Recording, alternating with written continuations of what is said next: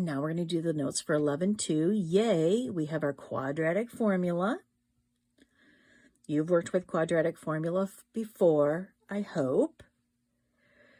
So what's nice is the quadratic formula works for solving any quadratic equation, any at all. Whether it factors, whether it doesn't factor, whether your answers turn out to be complex numbers, it doesn't matter. Your quadratic formula will solve any quadratic equation. And what's nice is it's simply a plug and chug. As long as you memorize this quadratic formula, and the more you use it, the more you're going to memorize it, easier it's going to be. You literally plug in your A, your B, and your C from your quadratic equation. Make sure that your quadratic equation is in this form before you find your A, your B, and your C. Make sure it's set equal to 0. And we'll see that as we go through our examples. So our first 3 examples, this first page is simply plugging and chugging into the quadratic formula to getting our answers. So here, our A is 2, our B is 9, and our C is 10. And we're literally going to plug and chug. So x is equal to, now notice it's negative b, so that's going to be a negative 9 plus and minus the square root of b squared, so that would be 9 squared minus 4 times A is 2 times C is 10, and that all goes over 2 times A, which is 2 times 2. So there's the plugging in. Now it's just literally chugging out the answer. So negative 9 plus and minus the square root of 9 squared is going to be 81 minus, if I multiply these together, I'm going to get 80 all over 4. X is going to be equal to negative 9 plus and minus the square root of 1 all over 4. I'm going to move up here. Well, that's x is equal to negative 9 plus and minus the square root of 1 is 1 over 4. So if I do negative 9 plus 1, that's negative 8 over 4. And negative 9 minus 1 is negative 10 over 4. If I just simply reduce, my 2 answers would be negative 2. And if I simplify this, it's going to be negative 5 halves. So in that case, my answers turned out to be nice numbers, which, by the way, meant that I could actually solve that by factoring. So if I were given a choice, I would factor. Did you know that in Europe they do not teach factoring at all? Every quadratic is solved using the quadratic formula. They do not teach factoring. How sad is that? Because I love factoring.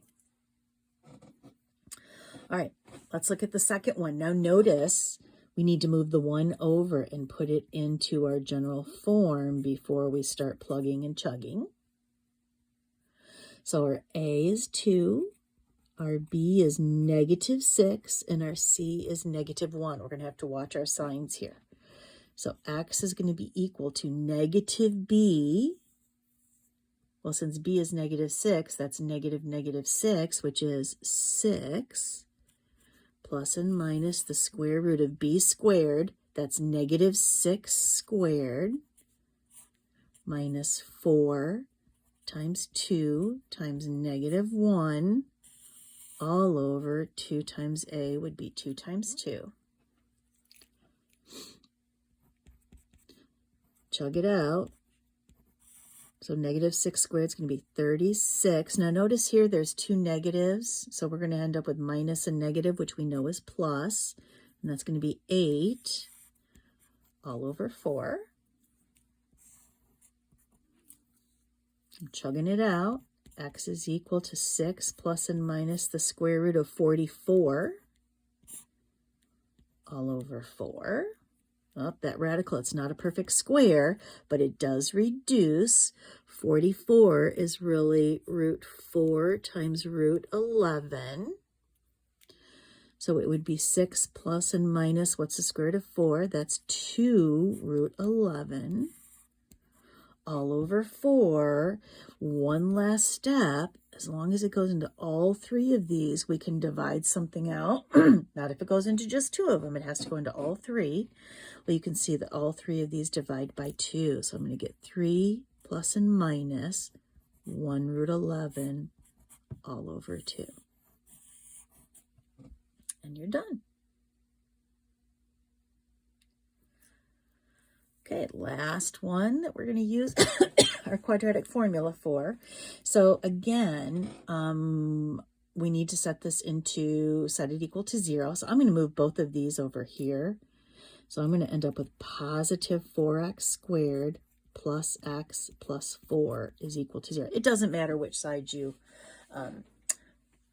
put all the terms on, but I just happened to notice that they'd all be positive if I put them on the left, so that made sense to me. So A is 4, B is 1, and C is 4. So at this point, if I were you, I would stop the video and I would go ahead and do this problem and then come back. So we're going to have negative 1 plus and minus the square root of 1, that's b squared, minus 4 times a times c all over 2 times a. So that's going to be x is equal to negative 1 plus and minus. This is going to be 1 minus 64. Uh-oh, ding, ding, ding. I feel like we're going into imaginary land. This is going to be negative 1 plus and minus the square root of negative 63. So x is going to be equal to, now look, we know that the negative, so let's kind of work over here. We know that the negative comes out as an I. We know 63 is root 9 times root 7.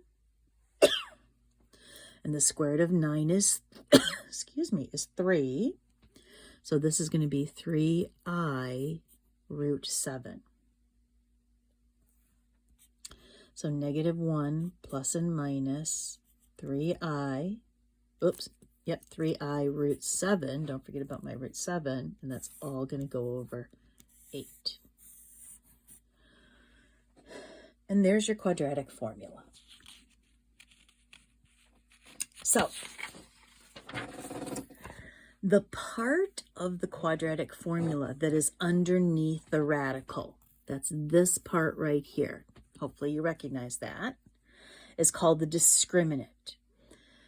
It's the discriminant because it tells you how many solutions there are and what type of solutions there are.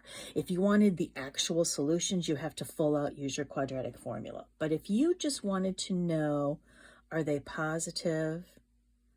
Are they complex? Then you could just look at the discriminant. And sometimes with story problems, that's what you want to do. So I have a little chart for you here. If your discriminant is a positive number, and if you think about that, it's going to make sense. If your discriminant, if what's underneath the radical is positive.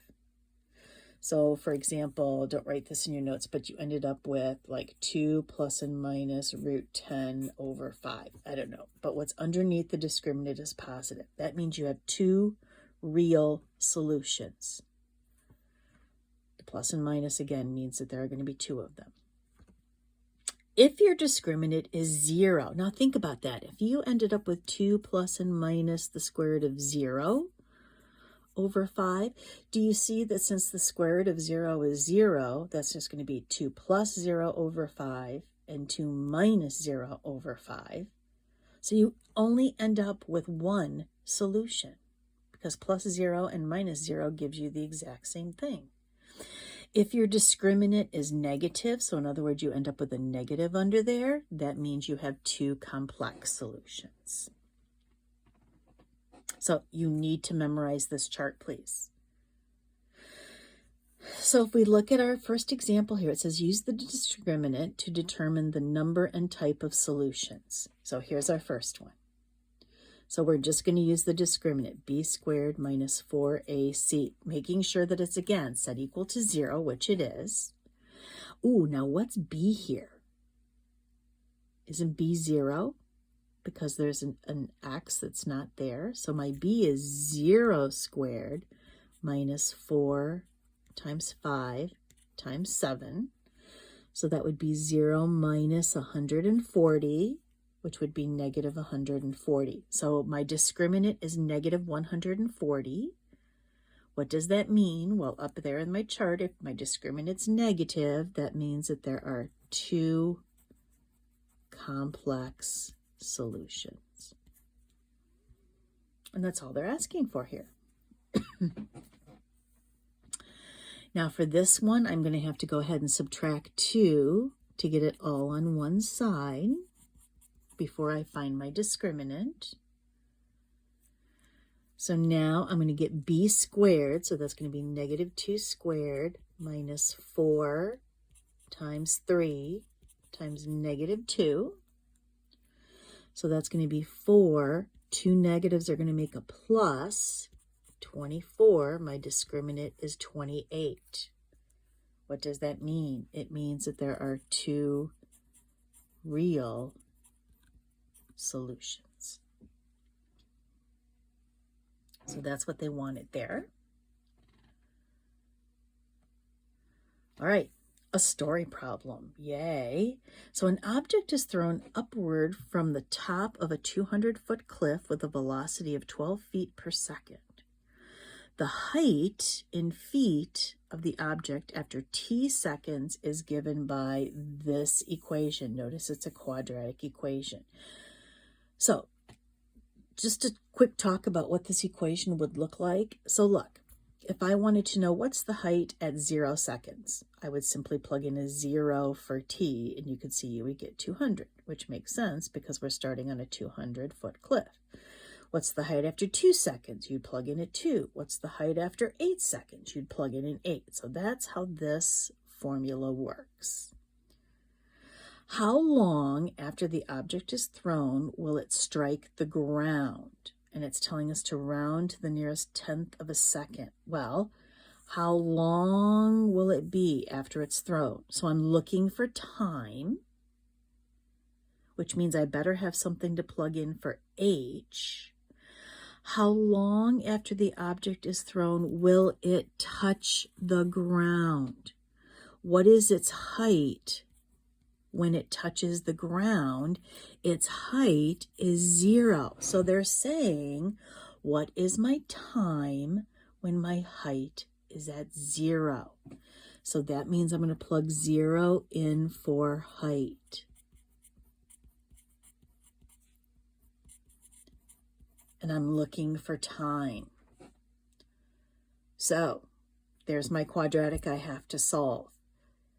Does it factor? I have no idea. I'm too lazy to figure out if it factors, because think of all the different ways we could do it. Do I want to do it by completing the square? No, thank you, because don't forget at that point I'd have to divide everything through by negative 16. That's fraction nightmare.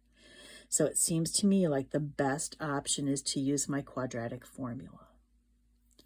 So t is going to be equal to negative b, so that'd be negative 12, plus and minus the square root of b squared, that's 12 squared, minus 4 times negative 16 times 20, and that's all over 2 times a, which is 2 times negative 16. I'm feeling a calculator here. I got my calculator going here. So let's see what that is. That's going to be negative 12 plus and minus the square root of 12 squared is 144. Now I see two negatives here, so I'm going to make that a plus. And I'm going to multiply 4 times 16 times 200. And I get 12,800. And that's all going to go over negative 32. So I'm just chugging out my answer. T is equal to negative 12 plus and minus the square root of 12,800 plus 144.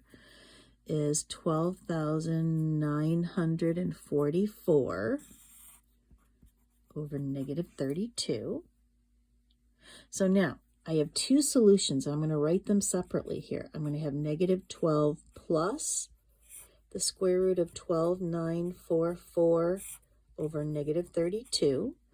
And I'm going to have t equals negative 12 minus the square root of 12,944 over negative 32.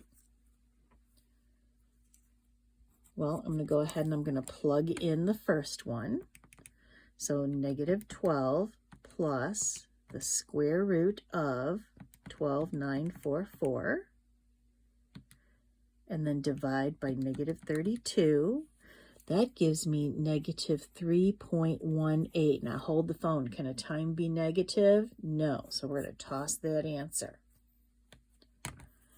And then finally over here, I'm going to do the same thing. Negative 12, but this time minus the square root of 12,944. Divide by negative 32. For that one, you can see that I got 3.93, but what does it say? Round to the nearest tenth, which would be right here. So that would be 3.9. 3.9 what? Well, what did I just solve for? I solved for time. It's going to be 3.9 seconds. So in other words, it's almost 4 seconds will that object hit the ground.